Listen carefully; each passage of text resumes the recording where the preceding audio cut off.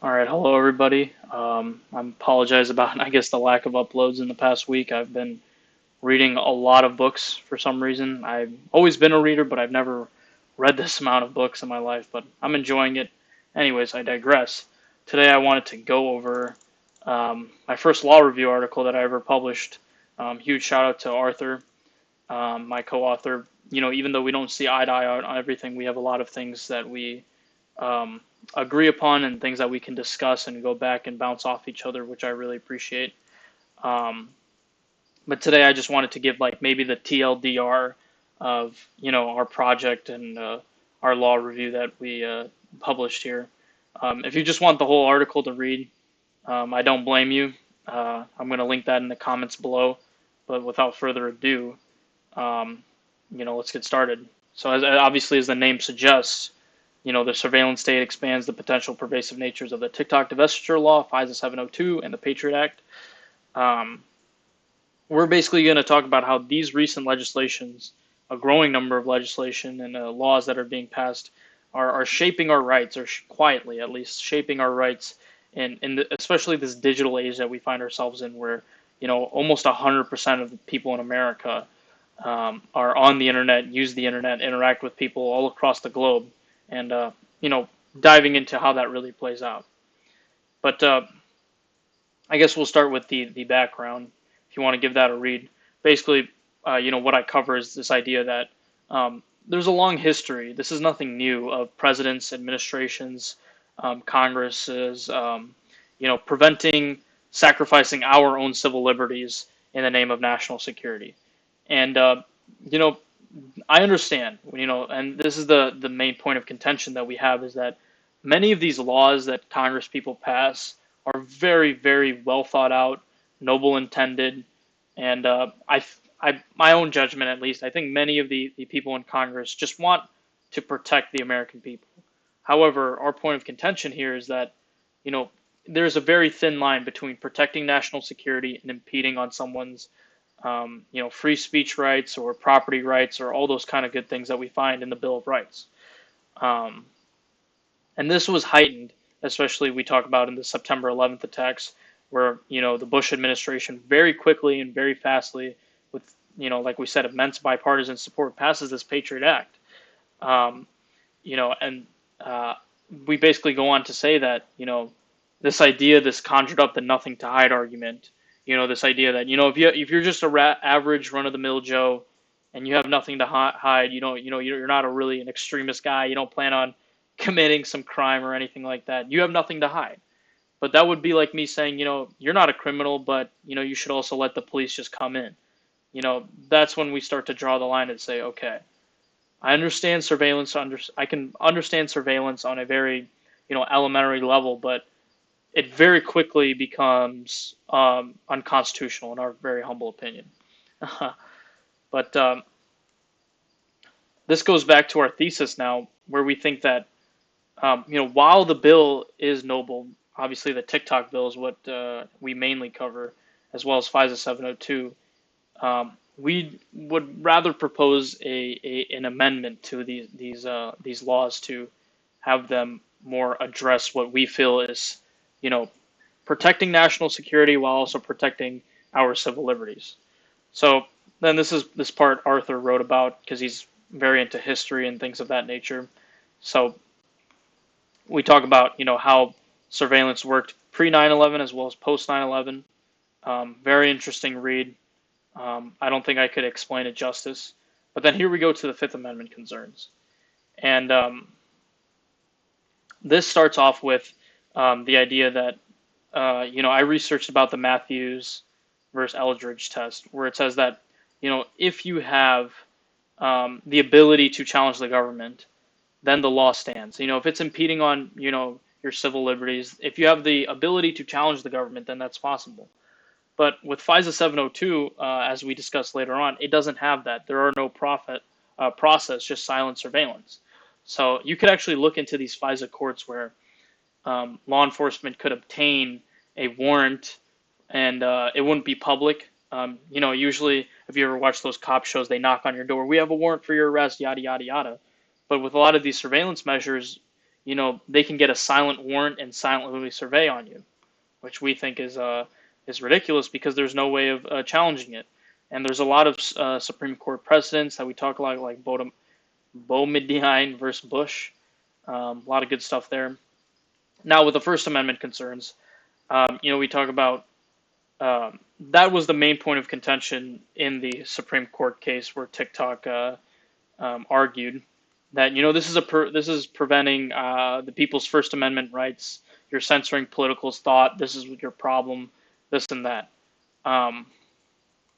Even though the court has affirmed in New York Times versus Sullivan about these free speech protections, the court unanimously sided with the United States government, and that's no problem. That wasn't our big point of contention, but we did want to cover that a little bit, just for the simple fact that it's like, free speech is free speech, but this idea that TikTok argued that no, you're banning free speech because it's the content on TikTok that you have a problem with. That wasn't really the case. It was more so that it came from a foreign adversary country. That's the language of the bill, and to me, honestly, that makes sense. They're not banning based off of content, more so they're banning based off of location and national security concerns.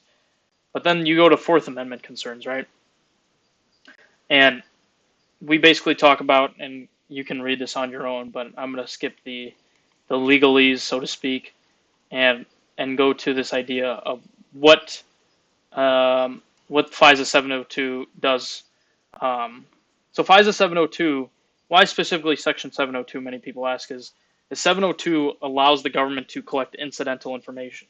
So by its biggest stretch of the imagination, a law enforcement official could say, hey, look, we found a guy, and we didn't tell him, by the way, obviously, we found a guy who we got a warrant to spy on. This guy communicates with this person. This person, we have no evidence, and even if he's a U.S. citizen, we have no evidence that he's committing any crime, that he's doing any crime, but since he's communicated with the foreign adversary person, with the person deemed a national security threat, then we can, seize their information as well.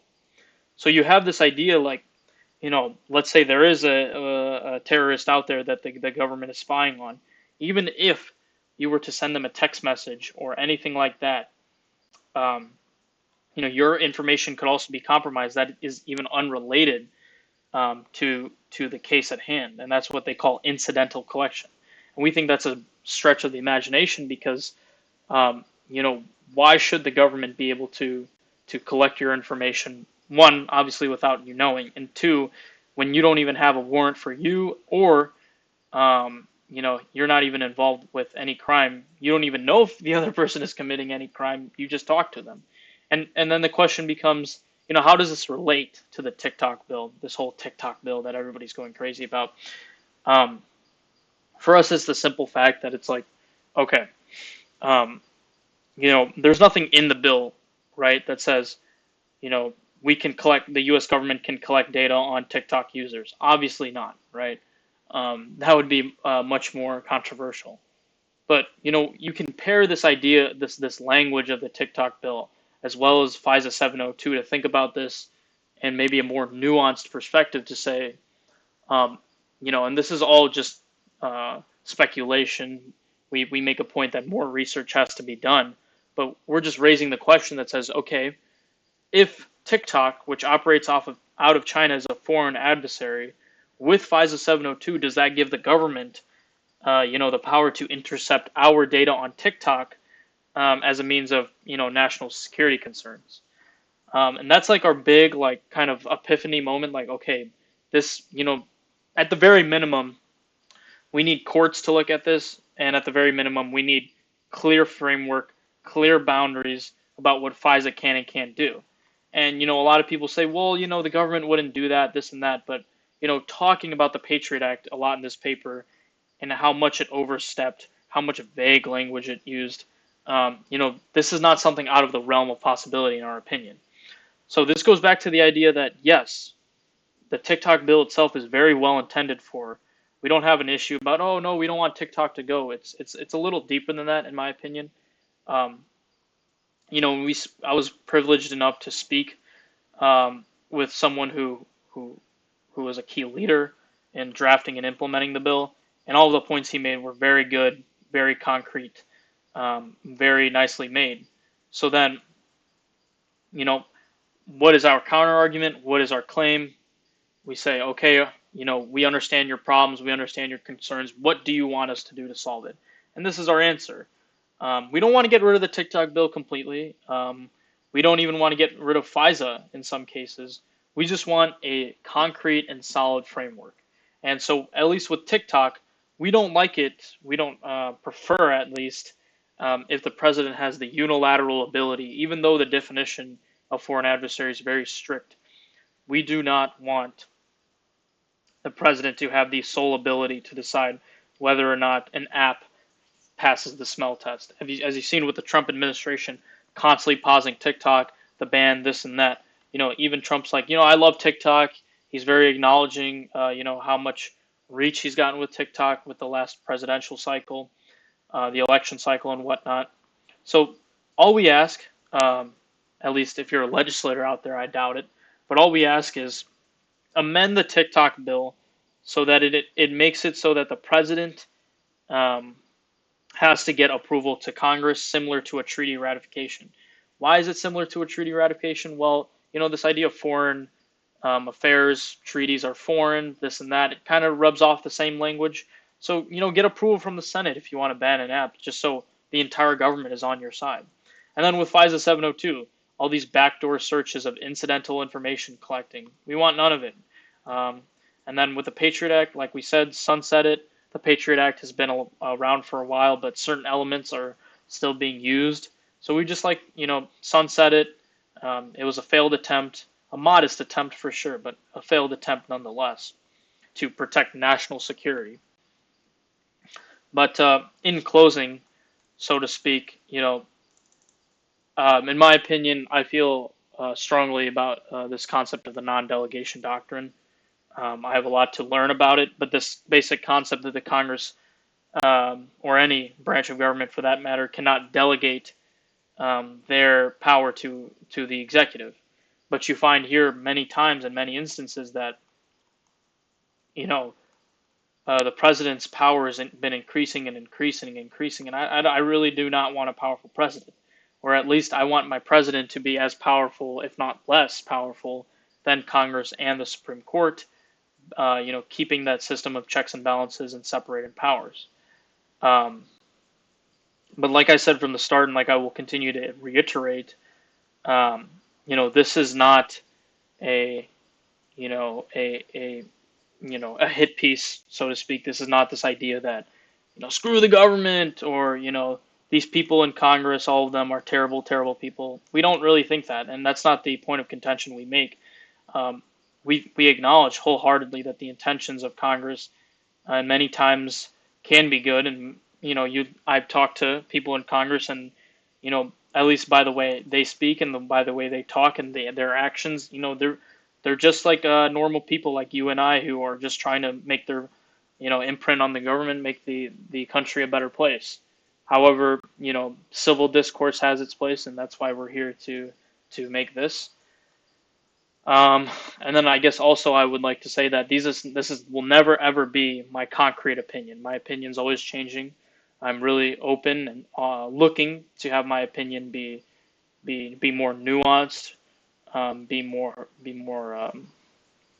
you know edited and constantly built upon. I am not a staunch libertarian. I'm not a staunch Republican or a staunch Democrat.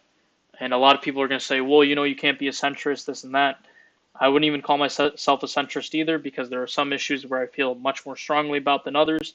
But this idea of labeling myself to fit in this tribalistic political atmosphere is just not something I wanted to do, not something I wanted to set out with this YouTube channel. But other than that, like I said, I'll leave a link in the description to this whole article. You can give it a read. But thank you for watching. Like if you like, dislike if you dislike, and I am out.